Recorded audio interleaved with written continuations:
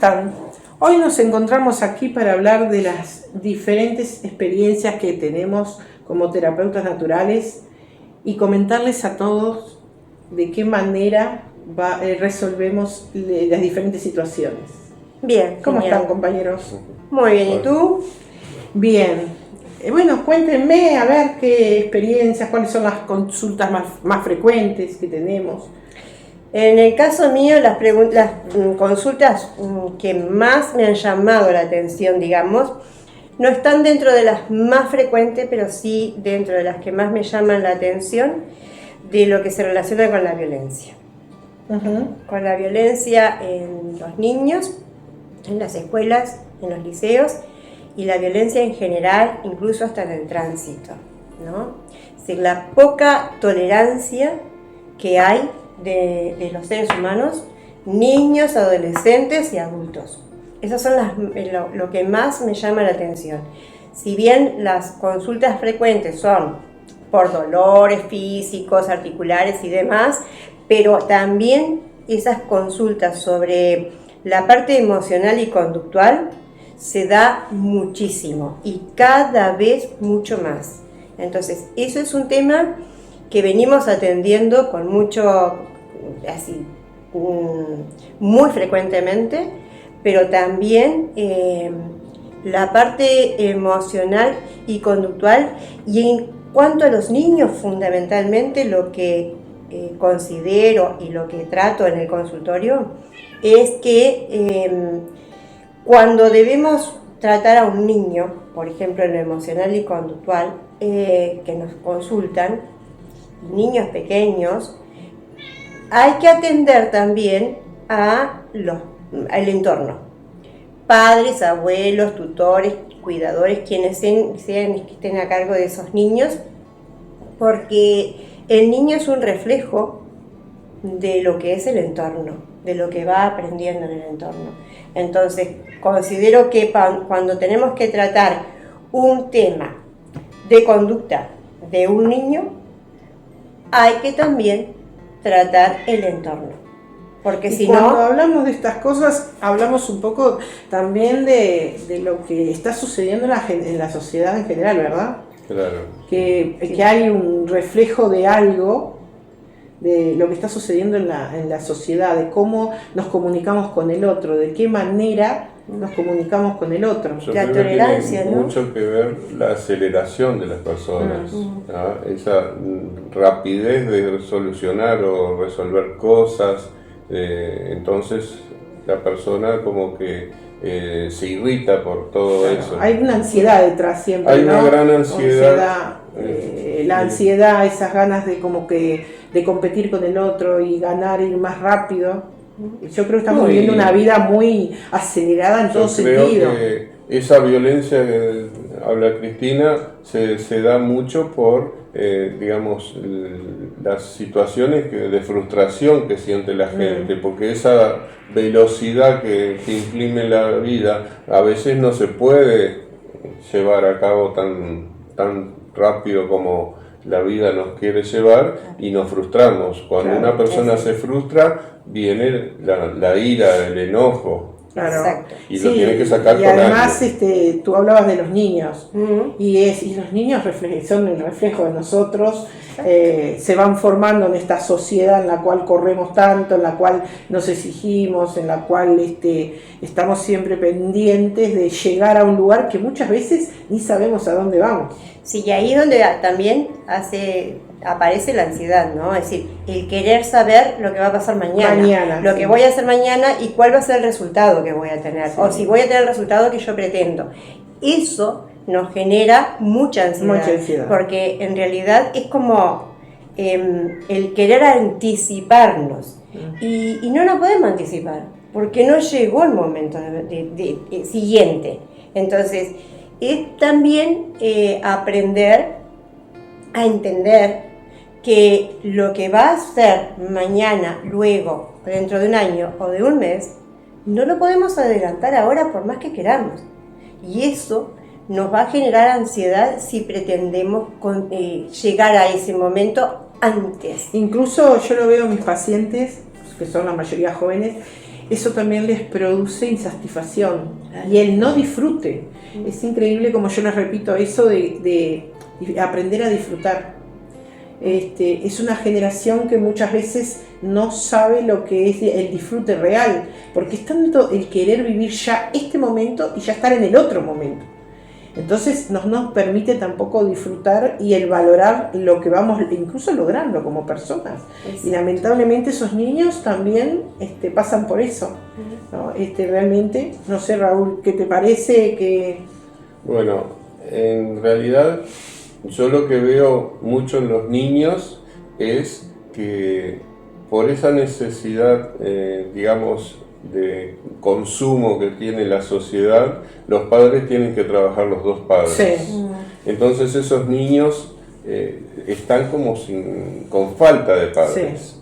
Sí. Un niño con falta de padre lo que hace es llamar la atención para que por lo menos los padres lo rezonguen, para que estén presentes. Claro. Por eso hay tanto niño que lo dictaminan con que son hiperactivos. Sí. Y en realidad son hiperactivos porque están llamando la atención de sus padres. Claro, es una necesidad de amor. Es una necesidad de amor, yo estoy acá, yo tengo que mostrarle a papá, mirá que yo existo, mirá que yo estoy, y que a veces no es desamor de los padres, sino simplemente que no nos estamos ocupando del niño, o no dejamos de hacer algo. Ni que hablar cuando hablamos de las pantallas y todo eso, que muchas veces se llega a la casa y lo que menos hacemos es y nos vamos a las pantallas. Pero es el decir, yo estoy acá, aunque sea una hora, estoy para ti. Sí, aunque sea media hora. El hecho de poder dar un tiempito, aunque sea corto, pero con buena calidad, decir que el niño o el adolescente tenga claro, perciba, sienta que realmente hay un interés y hay un amor. Hay, es decir, yo normalmente digo, ¿no? Cuando hago alguna charla o algo, abrazar más, sí, ¿verdad? Totalmente. Y de pronto menos cosas materiales, ¿no? Claro. Y más abrazo, porque eso es lo que necesita el ser humano, niño, adolescente y adultos, porque lo vemos también inclusive en adultos, ¿no? Tengo casos que los chicos, ya de 20 y pico, que es increíble, ¿no? Porque a veces como papás, los que somos papás, cuando son adolescentes nos exigen, déjame en paz, no me moleste, pero cuando vienen en determinado momento y te dicen, a mí me hubiera gustado que mi papá me pusiera más límite y estuviera más conmigo. Entonces, hasta como papá te lo preguntás, es pensar que nos decían, déjame en paz, pero hay un psiquiatra que dice, pero cuando nos dicen eso también nos están exigiendo atención. Claro. Poneme atención, claro. Quiero que estés conmigo. Entonces, lo vemos casi a diario. Y cuando vamos a los tratamientos, más o menos, ¿qué tratamientos indican ustedes en este caso? Con las diferentes disciplinas, aclaro que todos hacemos muchas disciplinas diferentes. Sí. Se pueden trabajar con muchas, pero yo personalmente lo que trabajo muchísimo es con biodecodificación y con constelaciones familiares. Últimamente está muy de moda la constelación familiar, la gente más o menos tiene conciencia de lo que es, y ahí se puede trabajar con la parte inconsciente de las personas. Entonces se pueden trabajar, no se puede trabajar con niños, pero sí se puede trabajar con los padres para que vayan entendiendo, y también con niños de cierta edad. Yo estoy convencido que a partir de los 9 años se puede trabajar con niños. Claro. Por más que Hellingen en un principio decía que no se trabajaba con niños, pero yo considero que los niños hasta los 7 años sí, son muy permeables de las cosas de sus padres, de lo que le dicen los padres, pero después ya de los 7 años empiezan a tener su personalidad, entonces ya se puede trabajar con ellos. Entonces se trabaja en su parte inconsciente con frases determinadas para, incluso si no se hiciera una constelación, pero si el niño le habla a alguien y le dice quiero estar con mi papá o con mi mamá porque no los tengo cerca, o quiero jugar con mi papá, contarle a alguien, ya eso es una liberación para el niño. Claro, qué bueno. ¿Y tú, Cristina? Bueno, yo el tema de las emociones y de las conductas lo trabajo mucho con el método Códica, que trabaja sobre todo, fundamentalmente conductual y emocional, desde la reeducación del inconsciente. Como decía Raúl, de trabajar a nivel inconsciente, ¿verdad? Con las constelaciones, bueno, en este caso el método Códica lo que hace es reeducar al inconsciente, que en definitiva es nuestro piloto automático, ¿no? Es decir, nuestro cerebro aprende todo por repetición, todo lo que hacemos lo hemos aprendido y en base a la repetición, hoy lo hacemos sin pensar en cada detalle que vamos cumpliendo en lo que vamos, en la tarea que estamos realizando. Y así también, tanto las cosas correctas como las incorrectas.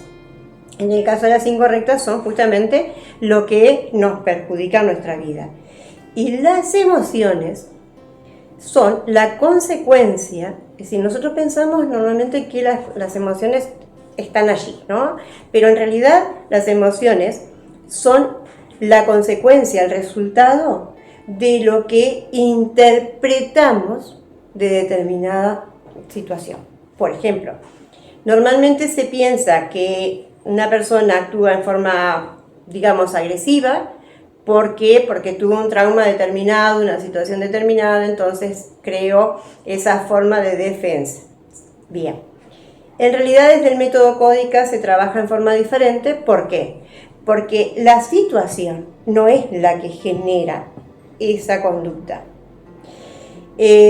O esa conducta distorsionada. En realidad es la interpretación que la persona hace de esa situación. Tú lo dirías, como nosotros decimos en PNL, es la percepción, porque en PNL trabajamos mucho con el inconsciente y decimos que es como percibimos cada uno. Por eso una misma situación, como decís tú, la misma situación que de repente desde el lado de la psicología, la psiquiatría, todo eso se ve de qué es la situación en sí. Nosotros lo que hacemos es decir cómo percibe la persona. Creo que vamos por el mismo camino, porque a veces un mismo hermano, o sea, dos hermanos son criados en una casa, en un lugar, sucede determinada situación. Y cuando hablamos con ellos, lo viven diferente, lo vivieron diferente. Exacto. Y eso nosotros decimos, es como los percibió cada uno. Y ese es el resultado después. Claro, y entonces después decimos, fulanito siente ira frente a determinada cosa, y menganito, sin embargo, le dice al otro, pero ¿cómo que ira? Si yo no lo viví así. O sea, que estás hablando algo así de que sería cómo lo percibimos. Nosotros cuando trabajamos con PNL decimos, ¿cómo lo percibiste? Y tratamos de cambiarlo con determinados métodos, de cambiar esa percepción para que puedan, o sea que iría por ese camino. Es aprender, a partir del método Códica lo que se le enseña a la persona es poder aprender a interpretar correctamente. Eso porque nuestro cerebro interpreta en forma incorrecta, digamos, algunas situaciones, porque justamente hay determinadas áreas que están un poco más inhibidas en su actividad. Entonces, lo que se le ayuda es a que esas zonas se activen y trabajen en forma correcta. De esa forma la persona va a tener la posibilidad de interpretar correctamente las situaciones vividas y que después no le traiga como consecuencia una emoción o una conducta que le perjudique en su vida. Claro, porque es como que si estuviera en un modo automático. Cuando tú decías, repetimos, es como un modo automático, hacemos así. Entonces nosotros decimos, bueno, hacemos como si fuera un nuevo caminito de hormiga. Le enseñamos al cerebro a ir por otro lugar, interpretar desde otro lugar. La verdad que me parece el tema interesantísimo, pero yo digo, si vamos más a la naturoterapia, a todo lo que conocemos como métodos naturales, que trabajarían cada uno. Bien. Bueno, yo lo que trabajo muchísimo son con las florales. Las florales trabajan en cada emoción, ¿ya? Y como decía Cristina, las emociones son muy importantes. ¿Por qué? Porque son las que se forman, digamos, en base a nuestras creencias. Claro.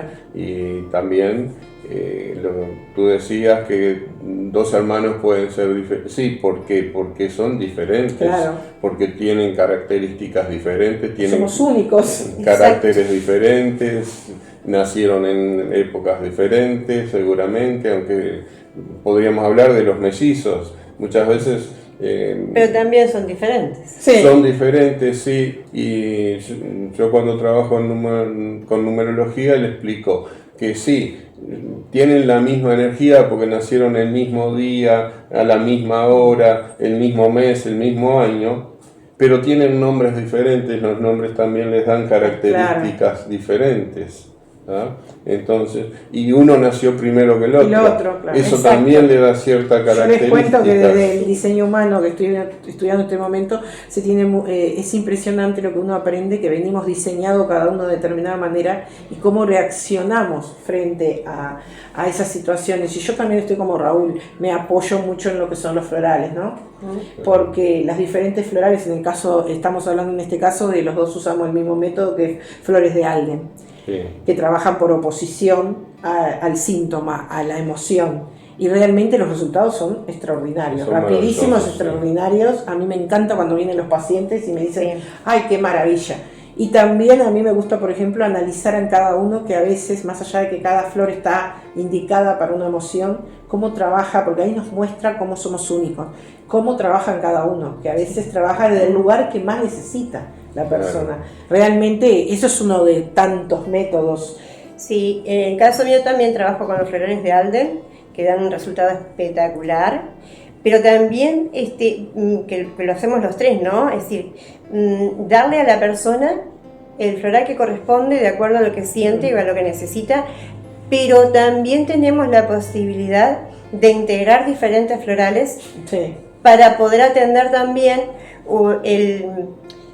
el compuesto, digamos, que está generando una alteración, un disgusto, un problema en la persona, ¿no? Una alteración que no le permite estar feliz, sentirse bien, porque hay no solamente un tema, sino que hay varias cosas en su vida que están haciendo que no esté tranquilo, claro, ¿no? Sí, sí, entonces, sí, integrar varios florales le permite a la persona poder llevar adelante en forma adecuada y ir solucionando esos problemas emocionales. Y como decía Paracelso, para yo terminar, como decía Paracelso, para cada planta, es decir, para cada enfermedad una planta, y para cada emoción una flor. Sí, ¿no? sí, ¿Qué pasa a ti? No, lo que yo iba a decir es que comúnmente no hay una sola emoción en nosotros que nos está lastimando. Entonces, la posibilidad de combinar las florales nos permiten trabajar diferentes emociones. Y que muchas veces también una emoción está tapando a otra, que después descubrimos. Sí, sí. Y hay que hacer una aclaración total, que es que obviamente siempre se respeta si hay indicaciones médicas, si están tomando medicación indicada por un psiquiatra o por un médico. Nosotros en los tres los conozco a ambos y personalmente respetamos totalmente lo que es la indicación médica. Estos florales en este caso no tienen ninguna contraindicación, y pueden ir acompañando el tratamiento de cada médico que esté realizando, pero los resultados realmente son excelentes. Tal cual. Sí, sí, sí. Así es. Sí, sí, porque son flores, no tienen nada que pueda estar perjudicando a la persona. Y con respecto a lo que los médicos mandan, nosotros nunca le vamos a estar diciendo a la persona que deje la medicación, porque eso es un tema que está atendiendo el médico. Nosotros lo atendemos desde los florales, desde nuestra área, pero no pasamos al área del médico. Incluso yo les cuento que a nivel personal me ha pasado que hay médicos que me envían a sus pacientes, porque muchas veces la medicación, sabemos que, y Cristina, tú que te has especializado mucho en eso de estudiar la medicación psiquiátrica, muchas veces esa medicación a veces tiene un límite, ¿no?, en la persona. Entonces muchas veces necesita el apoyo, por otro lado, de este tipo de terapias, y que ayudamos y apoya toda esa terapia que es realizada por el psiquiatra, ¿verdad? Por un psiquiatra, por un médico que haya mandado. También, obviamente, a veces la persona, además del floral, necesita de repente un tecito para dormir, como decimos nosotros, tomar alguna planta que pueden tomar perfectamente para dormir mejor, para descansar mejor, para manejar sus emociones, ¿verdad? Sin duda. Bueno. ¿Nos despedimos? Bueno, por hoy vamos a ir redondeando más o menos del tema que hemos hablado. Hay mucho para hablar, hay muchas emociones, hay muchas cosas con las cuales trabajamos, no solo emociones, sino temas físicos. Y hoy trajimos esto sobre la mesa, que era la violencia, que Cristina está tan preocupada por la violencia y nosotros también. Pero hay otros temas como la ansiedad, como los miedos. Es algo muy sorprendente hoy en día también, que muchos miedos. Miedo, depresión. Los famosos ataques de pánico que dicen, que nos vienen diciendo los pacientes. Y bueno, y obviamente que hay soluciones, se puede salir. Esto lo digo porque muchas veces llegan a nosotros diciendo no puedo salir de esto. Y sí se puede salir. Sí se puede salir con diferentes terapias, con diferentes terapeutas. Y bueno, y por hoy vamos cerrando este tema. En otro momento vamos a tratar otros temas y de qué manera podemos llegar a solucionar desde el lado de todo lo que es este mundo de la naturaleza y que está para nosotros a nuestra mano para poder solucionar todo esto. Así que le digo, compañeros, no sé, ¿qué quieren decir algo? Solamente en mi caso decir que a tener en cuenta que la medicina natural y todos los tratamientos naturales y las terapias naturales son un complemento a cualquier tratamiento con el médico que la persona esté realizando.